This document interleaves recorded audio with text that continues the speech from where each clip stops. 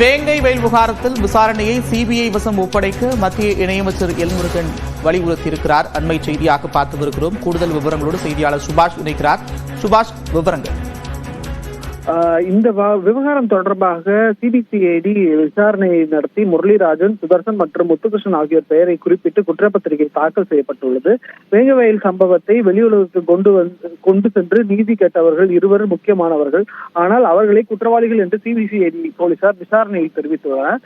எனவே நான் முன்பு சொன்னது போல சிபிஐ வசம் இந்த வழக்கை விசாரணைக்கு ஒப்படைக்க வேண்டும் என்றும் 2 ஆண்டுகளுக்கு மேலாக விசாரணை என்ற பெயரில் நாடகம் நடத்தி பாதிக்கப்பட்ட மக்களுக்கு குற்றவாளிகளாக சித்தரிக்கும் திமுக அரசின் பட்டியல் மக்கள் மீதான எதிர்ப்பு நடவடிக்கையாக இதை பார்ப்பதாகவும், எனவே இந்த வழக்கை உடனடியாக சிபிஐ விசாரணைக்கு உட்படுத்த வேண்டும் என மத்திய இணையமைச்சர் எல்முருகன் சுட்டிக்காட்டி அறிக்கையை வெளியிட்டிருக்கிறார்.